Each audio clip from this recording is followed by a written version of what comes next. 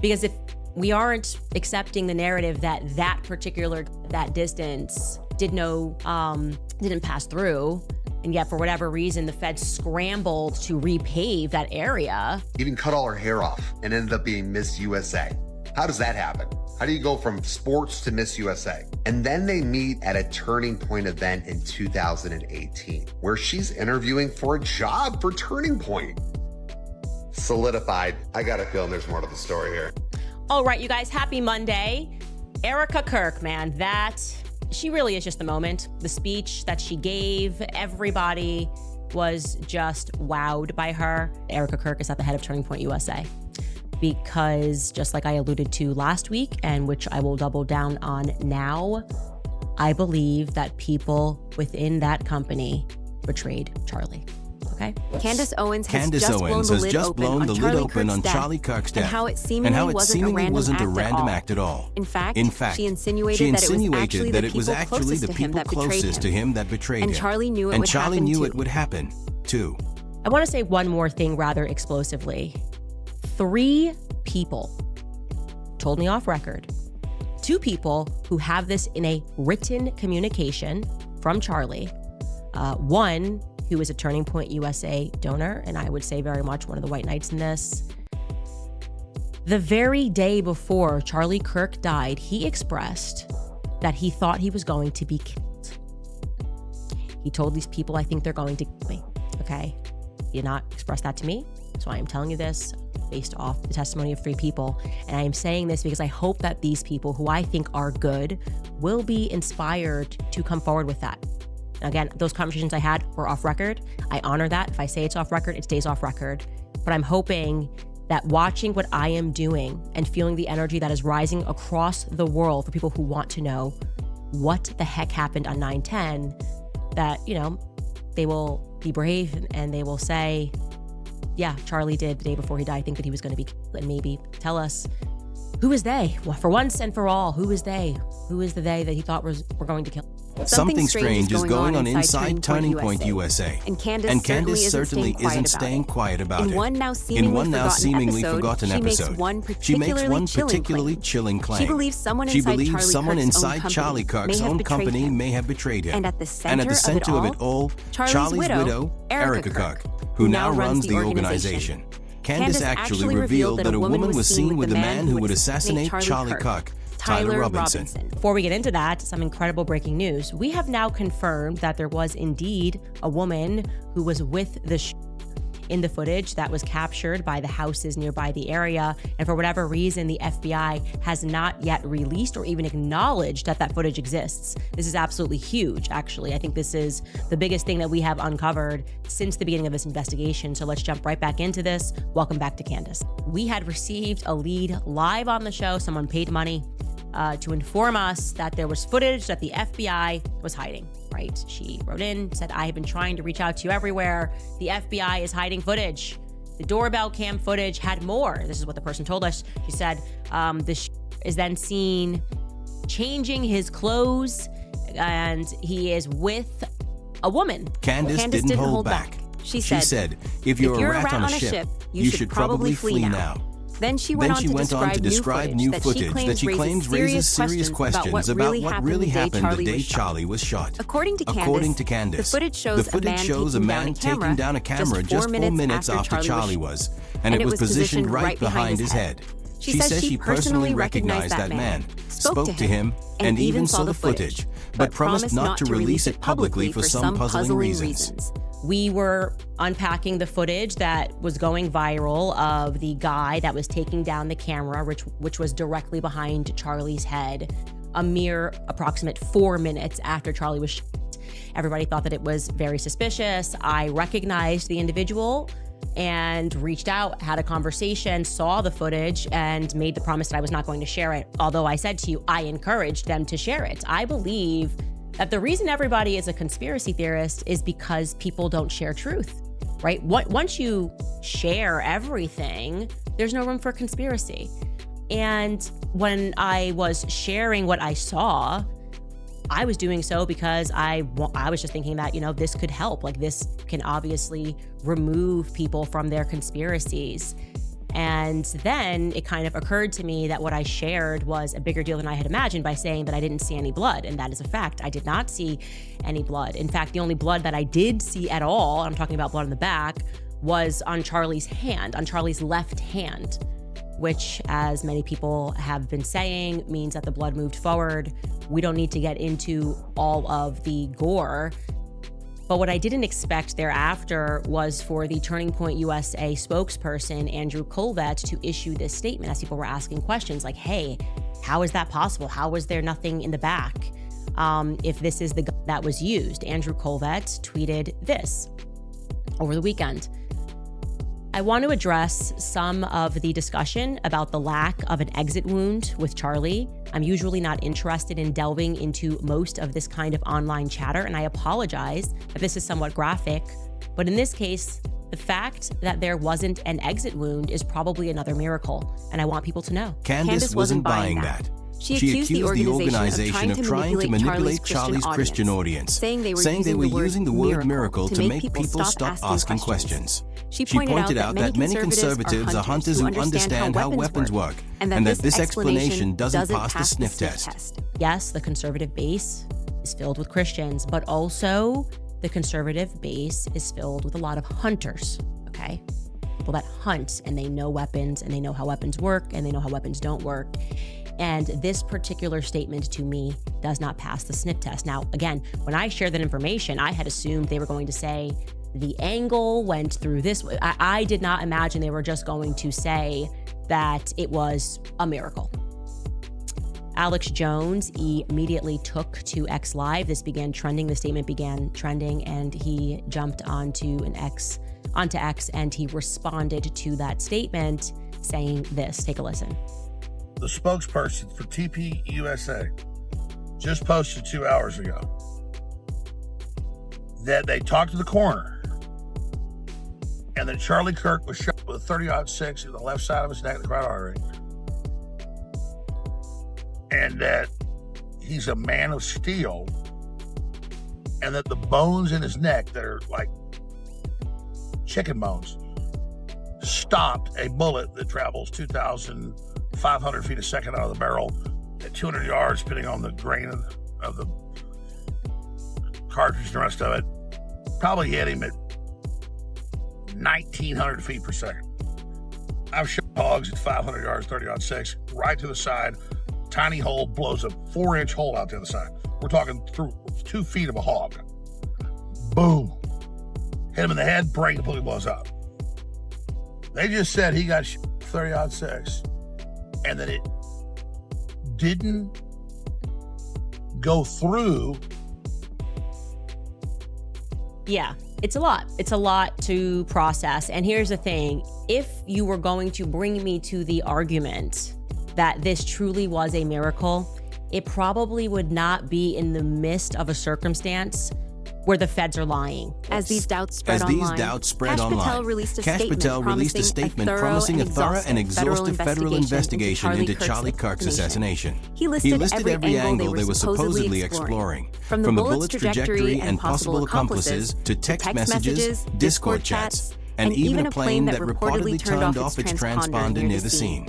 But Candace wasn't convinced. She pointed out that the plane's owner, Derek Maxfield, had already admitted they got permission to turn off the transponder from air traffic control, meaning the feds claim that it was just a signal loss didn't add up. They looked into the transponder thing, and yeah, we checked it out, and actually they just lost service. Okay, that disputes what the plane owner themselves, he identified himself, Derek Maxfield, and issued a long statement on Instagram where he said that they got permission to, turn off services, which are transponder services, and they got that permission from the air traffic controller. So it can't be both. It can't be, no, it never happened, they just lost service, and Derek Maxfield saying, no, we had communication with the ATC, which is air traffic control, and what we did followed guidelines.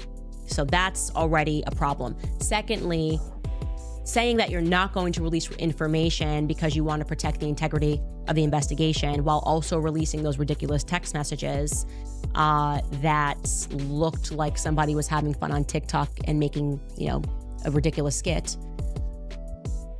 I don't feel like the investigation has much integrity, or the feds in general have any integrity after you guys gaslit us about Jeffrey Epstein, okay?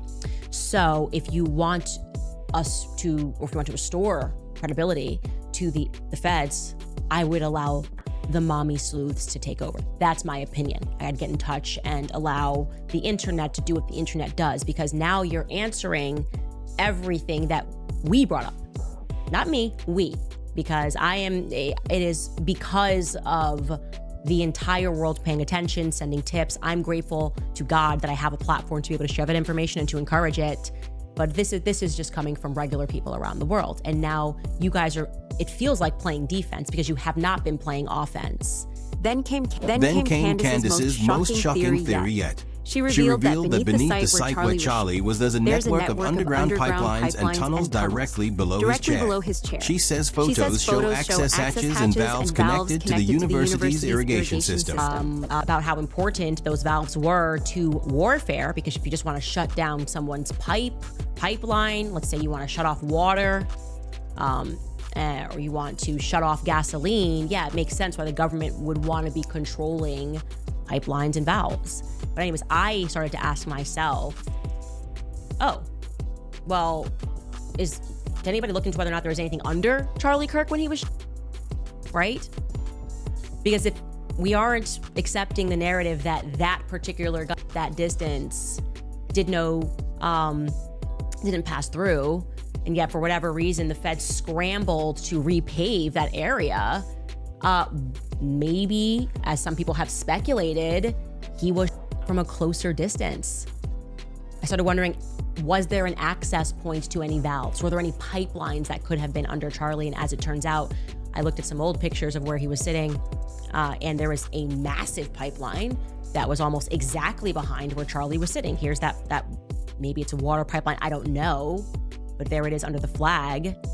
And to your right, I went into my tips line and I saw that somebody had messaged me about this. More than one person messaged me about this. They're like, hey, yeah, there's like a whole underground thing there. And to your right, you're observing those two little boxes. And they told me that was a trap door. Now, I'm not implying someone, popped up and Charlie, but that's a close-up of that area.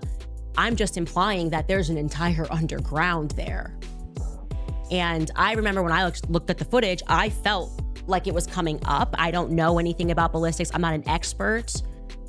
But if there was a hatch door nearby, then we can assume, as we should always assume with colleges, obviously stadiums, there's always an underground path. But we have, at this moment, no definitive understanding of what happened on the day that he was assassinated. But what we do know definitively is that the feds are lying to us. That is obvious. It is abundant. If you're able to think thoughts, you recognize that something is very wrong with the story that has been presented to the public. And I think that what the public doesn't understand, and I count myself among the public, is why it seems as though Turning Point USA executives, and I'll say seems, are not even remotely interested in challenging that official narrative. They're not interested in challenging it publicly, at least. In fact, I think it was an ex-user that pointed out, he put it rather bluntly when he said, so they want us to forgive Tyler Robinson, but to attack the people that are trying to solve the murder of Charlie Kirk? Like, that's not right. It doesn't feel right. It doesn't feel good. Of threats of lawsuits, we're collecting evidence of it. What are we even talking about? And I want to say that what's been bothering me in particular are the micro lies. Seems that they're suddenly in the business of telling micro lies, tiny little misrepresentations, tiny little half-truths that right out of the gate seems altogether unnecessary. It really makes me wonder, who are they protecting exactly? You'll see oftentimes they and other influencers will invoke Erica as the reason that it's not appropriate to ask questions. It's just not appropriate. While Erica is still mourning for you guys to ask any questions. And I'm just going to come back at you with some common sense. What sort of widow wouldn't want people to investigate the assassination of their husband? She has not explicitly said that, but the influencers are invoking that. right? They're invoking, like, it's not appropriate right now for people to be asking questions. That's what I mean when I say they are David hogging us, okay? You could also use another example, somebody that was on the right, Kyle Khrushchev. What essentially means is that when a tragedy takes place and we are emotional, our emotions are raw. Me especially, I think this was the first time where I couldn't really check my emotions. I'm just now like moving out of the grief stage.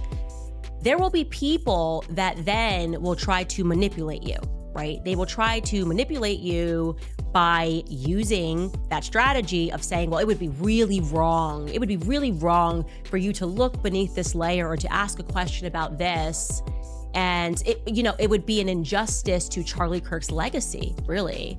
And throughout the entire situation, Candace can't help but believe that someone betrayed Charlie. I am starting to think, and let me know if you think this is crazy, but I'm starting to think that the assassination of Charlie Kirk was something akin to a regicide, right? The assassination of a king to install a new ruler who the king would have never approved of, right? Maybe people around him counseling the king, people who perhaps betrayed him, because there are just too many things that I am finding out that are not adding up to me, okay? There are also, I do want to say this, too many first times leading up to this event, okay? One person who emailed me said, hey, I've been supplying bulletproof vests to Charlie for all of these campus tours, and suddenly last spring, the last campus tour, they canceled my contract with them. They did not want to renew. When I asked them why, they told me that Charlie wanted to go a different direction by getting an army vest instead, like a metal army vest, I believe is what he says. And he said, this made no sense to me. I didn't understand it. Okay, so Charlie decided to use a new company, even though I don't think he was actually wearing a bullet vest on that day. So what happened there, I'm not sure. Something else that is really bothering me, just because I have done these campus tours, is the question of why Charlie was set to do 2 events in Utah a mere 20 days apart, okay?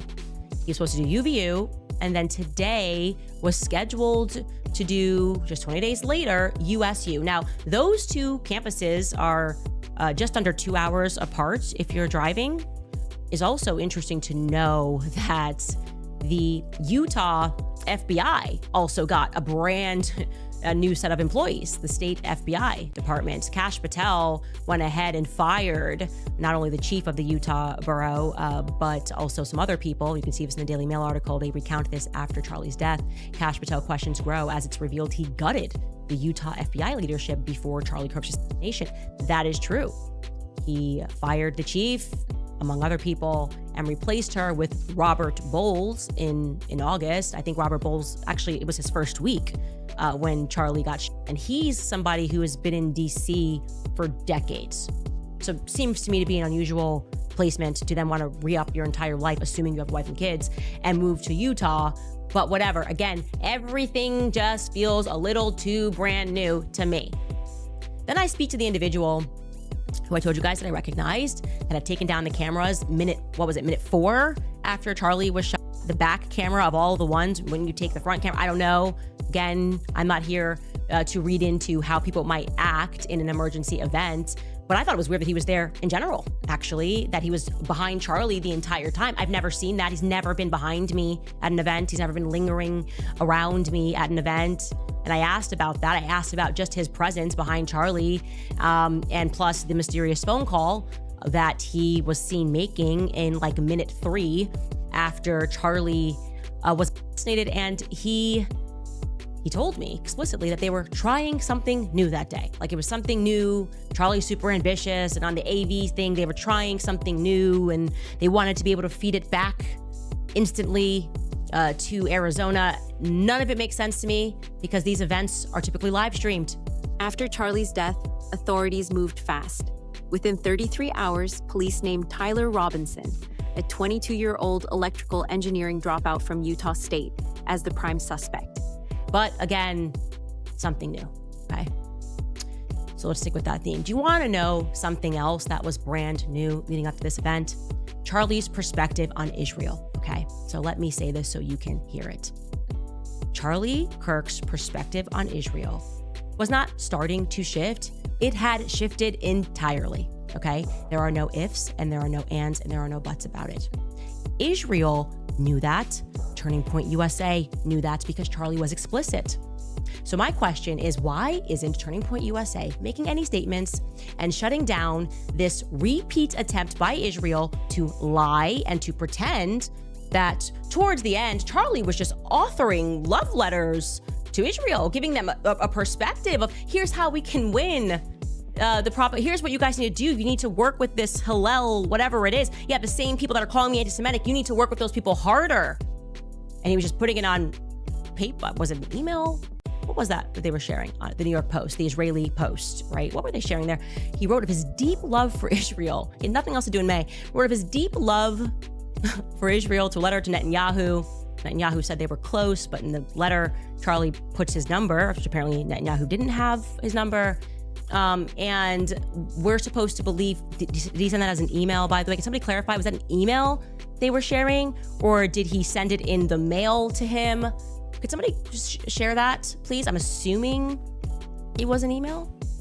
Can someone share the timestamp on that? Just kind of like authenticate that email, because I'm very aware of what's going on, okay? And I don't know how the executives over at Turning Point USA sleep at night, okay? I don't know how you can present yourselves as a Christian organization and not be dedicating yourself to the truth. No matter what the cost is, you tell the truth. That's it, okay? You don't hide it. You don't try to obfuscate it. You don't try to say, well, wait until the memorial event before we start looking into who murdered him. You tell the truth and you tell it immediately. Online, the hashtag Utah cover-up started trending. Was Tyler a scapegoat or was someone helping him? Then came Erica. Just hours after Charlie was pronounced dead. She stepped in front of cameras with their two children. Calm, steady, almost too composed. Charlie fought for his faith. And now he's with his Savior. At the massive memorial held at State Farm Stadium, she spoke confidently about America, and continuing Charlie's mission. But she barely mentioned their marriage.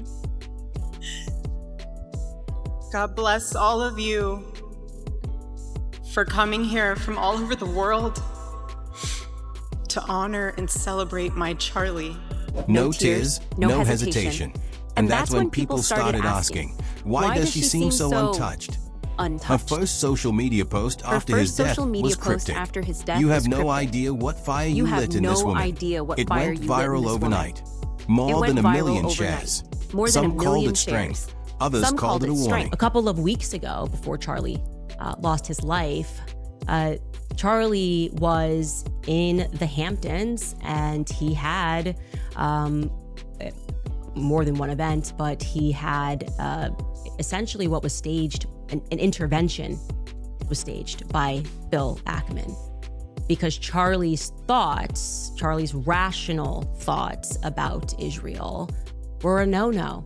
This is not the route that you should be going on. And Charlie was surrounded by his friends, his quote-unquote friends. Bill Ackman was very upset, and threats were made. That is what I am told, and I will tell you that I am very happy for Bill Ackman to dispute this narrative. In fact, he was asked to dispute this narrative. Max Blumenthal went out to him today, and Bill Ackman came back and said, I have receipts I can show you, and he did not provide the receipts. This is not how it went down. I know it went down this way. I'm waiting for one of them to go on record and to say that it didn't go down this way. It was at this time that Bibi Netanyahu was called and Charlie was invited to Israel. This was an under duress situation, I would say. Perhaps the most damning piece of evidence that Erica Kirk isn't the saint she's made out to be is the fact that on September 18th, just 8 days after Charlie's death, TPU says board named Erica Kirk as the new CEO. They claimed it was Charlie's dying wish, but the speed of the decision set off alarms everywhere. People called it a power grab. Others called it a takeover in plain sight. Rumors about missing funds, foreign donors, and changes to TPUSA's mission only made things worse. Charlie's parents didn't attend the announcement. They didn't say a word. Meanwhile, Candace kept pushing. Her posts got millions of views. She compared Erica's memorial speeches emotionless and polished with Charlie's raw prayers. Side by side, she captioned it. Which one is the truth? It hit 12 million views in 24 hours. Soon, every detail became a clue. The way Erica stood, the way she smiled, even the way she hugged Trump during the Oculus Presidential Medal of Freedom ceremony. TikTok users called her body language too confident. Nothing is a coincidence. Hold on to that thought. Did you know that Charlie Kirk's father, Robert W. Kirk, was actually the architect for Trump Towers? Also, did you know that Erica Lane Kirk won Miss Arizona USA in 2012? Don't forget, Donald Trump ran Miss America from 1996 until 2015. Seeing the correlation here? Now, I'm not saying age difference is a big thing, but did you know Erica was 5 years Charlie Sr.? But this is where coincidences aren't coincidences. People, this was so arranged. And there's so much more to Erica Kirk. Kind of like how she was all into basketball, didn't want to be all girly, never liked to dress up, even cut all her hair off, and ended up being Miss USA. How does that happen? How do you go from sports to Miss USA? And then they meet at a turning point event in 2018, where she's interviewing for a job for Turning Point. Solidified. I got a feeling there's more to the story here. Erica Kirk is either the epitome of what it means to be a MAGA woman who dumbs herself down and minimizes her success in the name of the man and the movement, or she is a honeypot, because there's been speculations that Kash Patel is in a honeypot relationship. And that would kind of make sense, right? Like, you want to keep those guys close. You want to keep those guys together. You want to keep those guys controlled, right? If you don't know what a honeypot is, it's normally when a very attractive woman is used to control, manipulate, keep an eye on, guide a man, right? Erica Kirk has a law degree. She has a doctorate. She has 2 bachelor's degrees. She's 5 years older than Charlie. She had a successful basketball career in college. She had a successful pageantry career. And then in 2018, she runs into Charlie Kirk for the first time. And then they're very, very quickly married within, I think it's like 3 years or whatever. First of all, they've only been together for 7. I've seen people say they've been floating around for like 10 years or whatever. They haven't. They've only been together for 7 years. This isn't some godly, long, profound, relationship that a lot of these people, they bring these people in MAGA, the high school sweethearts, whatever. She's either dumbed herself down to fit the narrative of what it means to be a MAGA woman, or she's a honeypot. It was no longer about truth versus control, grief versus power, and whether the woman who once stood beside Charlie Kirk might know more than she's letting on. Now all eyes are on October 30th, 2025, the date of Tyler Robinson's next court hearing. Will it bring answers or just more questions? Was Tyler really alone? Did someone help him? And is Erica's calm the strength of a widow or the mask of someone with secrets to protect? We may just find out soon.